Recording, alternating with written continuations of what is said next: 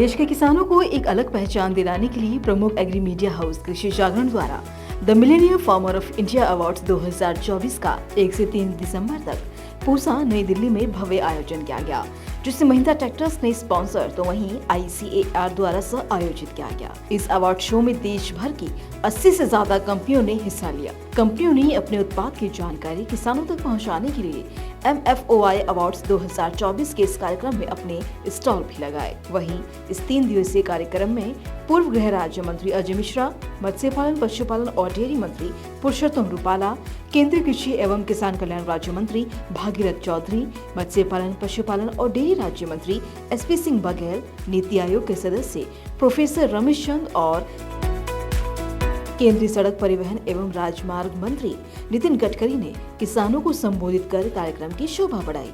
Millennium farmer of India awards 2024 में जिन किसानों ने अपनी मेहनत और नवाचार के माध्यम से सफलता हासिल की है, उन्हें डिस्ट्रिक्ट, स्टेट और नेशनल लेवल के अवार्ड्स देकर सम्मानित किया गया। 3 दिन चलने वाले इस इवेंट में किसानों ने अपने अनुभव विदेश के किसानों के साथ साझा किए और इतना ही नहीं, किसानों को कृषि नवाचारों का प्रदर्शन और प्रशिक्षण भी दिया गया। और मुझे लगता है कि हमारे इसमें जितने प्रमाण में हमारे कृषि क्षेत्र का बदलाव होना चाहिए था, वो होने में काफी समय गया है और इसके कारण ही देश में काफी समस्याएं खड़ी हुई है। तो आने वाले समय में आप सब लोग ऐसे एग्जीबिशन में आज हम जिनको अवार्ड दे रहे हैं, तो वो लोगों से प्रेरणा लेकर हम भी उनके जैसा प्रोग्रेस कैसा करें, ये बात अगर हम सब लोग ध्यान में रखकर अपने खेती में काम करेंगे तो ये टारगेट हासिल करना कठिन है पर असंभव नहीं है। मैं किसान के नाते बहुत ही विनम्रता पूर्वक कहना चाहता हूं कि एग्रीकल्चर का रिपोर्ट करने वाला समूह बन गया और ऐसे पत्रकार, ऐसी छोटी पत्रिकाएं, ऐसे प्लेटफॉर्म, उन सबको इकट्ठा करके देश के एग्रीकल्चर को जुबान देने का काम डोमिनिक की ओर से हो रहा है। यदि किसान के पास 5 एकड़ जमीन है, 1 एकड़ जमीन में वो प्राकृतिक खेती करे, 1 साल पैदावारी कम होगी, दूसरे साल ठीक होगी, तीसरे साल में, चौथे साल में पैदावारी उतनी हो जाएगी, क्योंकि वो धरती जो प्रकृति ने जो दिया है वो सब कुछ दिया है। हमें प्राकृतिक खेती की ओर भी जाना होगा। मैं ये कहना चाहूंगा कि हमें प्रगतिशील, हमें बनकर नवाचार करके नए बीज को हमें डेवलप करना होगा ताकि किसान ज्यादा उत्पादन ले।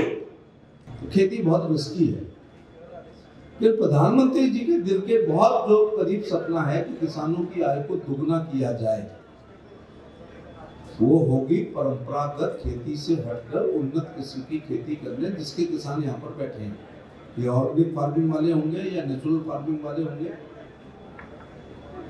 थोड़े एडवांस होंगे। मैं इस देश में मैंने जब खेती की तो उतना बीज डाला जितने पिताजी ने बताया था, उतनी यूरिया डाली जितनी हमारे फादर ने बताई थी। हमारे फादर उतना डालते थे कि उनके ग्रैंडफादर बताते थे।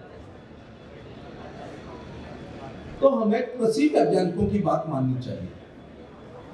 पूसा में या ICAR में या दुनिया भर की हमारी लैब्स में जो रिसर्च हो रही है, वो लैब से लैंड तक जानी चाहिए, उनको अपनाना चाहिए।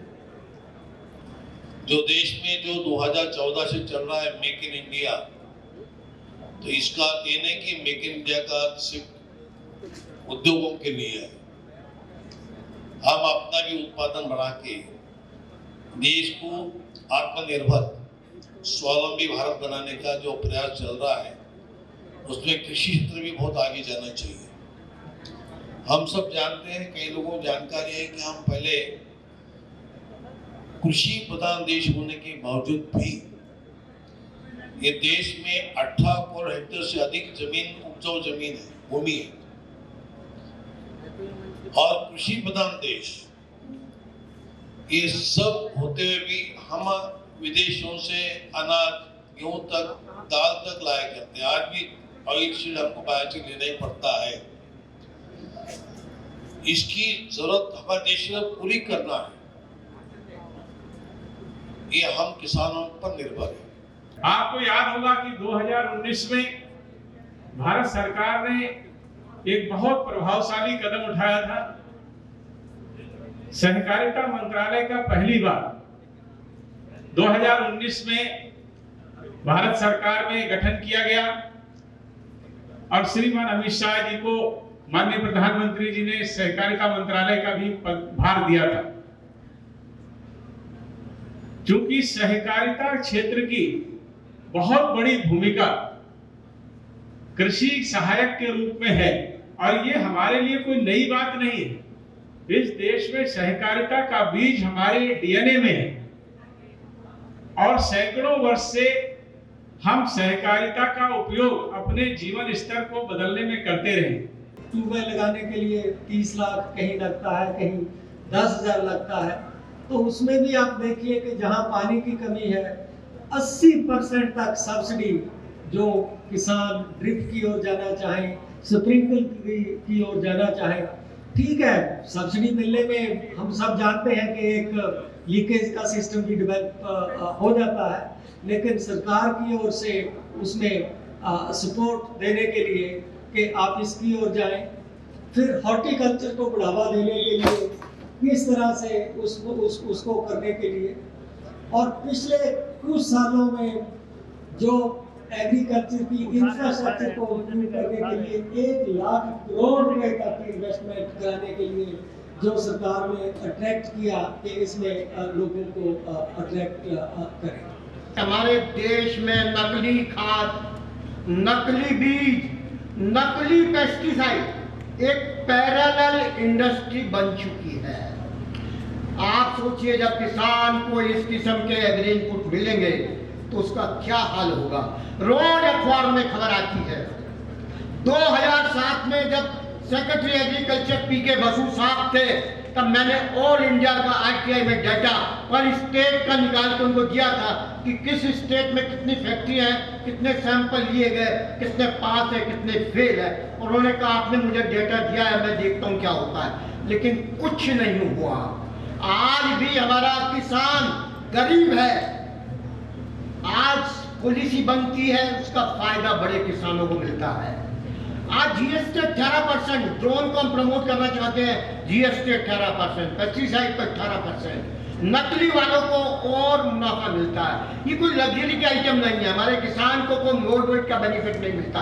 तो ऐसी सरकार से नीतियां बननी चाहिए जिसका फायदा आम किसानों को मिले। भारतीय कृषि विज्ञान परिषद आप सब जानते हैं हर साल लगभग 350 से लेकर के 400 प्रजातियां विकसित कर रही है। 350 to 400 varieties of different crops. Now for last few years हमने ये तय किया है कि जो भी वैरायटी हम निकालेंगे all of them must be climate resilient varieties. कम से कम एक ना एक ट्रेट उनमें क्लाइमेट रेजिलियंस का जरूर हो, चाहे उच्च तापमान से बचने के लिए हो, चाहे कम पानी में उगने वाली हो या कोई भी हो, लेकिन क्लाइमेट चेंज रेजिलिएंट का minimum 1 trait must be there in each and every varieties whatever ICAR is going to release. वहीं गुजरात की नीतूबेन पटेल को richest farmer of India award यानी भारत की सबसे अमीर किसान के रूप में सम्मानित किया गया और उत्तर प्रदेश के प्रगतिशील किसान युवराज पारीहार को first runner up richest farmer of India award मिला। तो वहीं हरियाणा की प्रगतिशील किसान रेणु सांगवान को भी millennium farmer of India awards 2024 में उत्कृष्ट डेयरी फार्मिंग के लिए नेशनल अवार्ड से नवाजा गया। तो जैसे कि किसान भाइयों को काफ़ी दिक्कत रहती है, जो उनकी फसल या खेत में जो वो चलाते हैं ट्रैक्टर, तो कई बार धंस जाता है, कई बार मिट्टी में फंस जाता है, तो उनके लिए आज मैं ये बहुत सारी चीज़ें लाया हूँ। जैसे कि आप देख सकते हैं ये टायर है और बूम स्प्रेयर वगैरह अन्य उपयोग है। तो जैसे कि मैं बता सकता हूँ ये वाले हवा वाले टायर टायर है और वो वाले बिना हवा वाले टायर है। तो जैसे ये हवा वाले टायर जो है ये अपने 5 इंच की मोटाई में आते हैं और वो वाले जो बिना हवा वाले टायर है वो 4 इंच की मोटाई में आते हैं। तो किसानों को मेन बेनिफिट इससे ये होता है जो उनकी फसल रहती है उसमें ये गड़ता नहीं है और रुकता नहीं है। जो गीली मिट्टी में रहता है वो चलते रहता है, आपका ट्रैक्टर ना फंसेगा ना रुकेगा और चलता भी रहता है। और इसमें आपको किसानों ये सस्ते भी रहते हैं जो आपके वो रहते हैं, और इसकी जो क्वालिटी रहती है वो सबसे बेस्ट क्वालिटी रहती है हमारे पास, क्योंकि ये सब इम्पोर्टेड चीज़ रहती है, इम्पोर्टेड टायर और इम्पोर्टेड प्रोडक्ट्स रहते हैं। जो क्वालिटी रहती है वो बेस्ट टॉप नॉच क्वालिटी रहती है। एक सब्स्टिट्यूट तैयार किया है सस्टेनेबल एग्रीकल्चर का, कैसे हम प्रोटेक्टिव कल्टीवेशन के सब्स्टिट्यूट में एक देसी तरीके से जो है ना हम एक फार्मिंग का ऐसा मॉडल तैयार करें जिसमें ना केवल जो है ना कोई भी प्लास्टिक का यूज़ ना हो, साथ में हम एक साथ एक ही ज़मीन पर 4 से 5 फसलें उगा सकें। तो इसमें सॉइल की जो हेल्थ है वो भी अच्छा हो जाता है, पानी भी कम लगता है, खरपतवार नहीं होते हैं, कीड़े भी बहुत कम लगते हैं और क्लाइमेट चेंज का जो बुरा असर है वो इस फार्मिंग के मॉडल पे नहीं पड़ता। इस पे हमने लगातार शोध किया। बेसिकली ये स्ट्रक्चर और कॉम्बिनेशन पर ये आधारित है तकनीक। फिर इसके बाद पानी बचाने के ऊपर भी हम काम करते हैं। हमने 3 विधियां तैयार की हैं जिसमें लगभग 30 लाख लीटर पानी हम 1 एकड़ से रिचार्ज करते हैं। जैव विविधता पर भी काम किया है हमने। फिर उसके बाद नेटिव सीड्स बचाने पर हम लगातार कार्य कर रहे हैं। इसमें हमारे पास 100 से भी ज़्यादा इंडिजीनियस वैरायटीज़ हैं जिनका हमने सागर में सीड बैंक बनाया, संरक्षण किया है। और उसके बाद सभी तरह के रासायनिक विकल्पों के विकल्प में जैविक खाद बनाते हैं हम। जो है ना गाय का गोबर यूज करके जीवामृत बना करके और हम प्राकृतिक कृषि करते हैं जिसमें हमारा हल्दी है, पोटैटो और गेहूँ, ये सारे हमारा प्रोडक्शन है। और हम दूसरे किसानों को भी प्रोत्साहित करते हैं, गाइड करते हैं कि वो देसी काउ बेस्ड फार्मिंग करें, क्योंकि देसी गाय के पेशाब और मूत्र से जो जीवामृत बनता है उसमें बहुत ताकत होती है और उसमें प्रोडक्शन का प्रॉब्लम नहीं आता है, प्रोडक्शन भी अच्छा होता है उसमें। और किसान इससे चिंतित है कि प्रोडक्शन नहीं होता है, तो मैंने प्रैक्टिकल किया है पहली साल में ही। तो मेरा जो फर्टिलाइजर्स और पेस्टिसाइड से जो प्रोडक्शन आता है उससे 70% पहली साल में ही प्रोडक्शन आ गया था।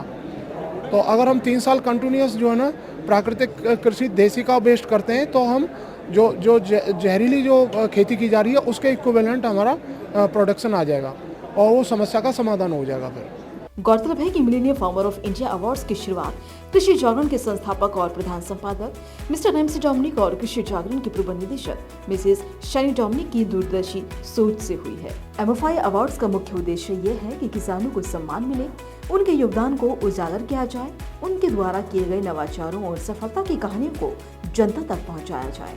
इसी तरह की खबरों के लिए बने रहें हमारे साथ। ब्यूरो रिपोर्ट, कृषि जागरण।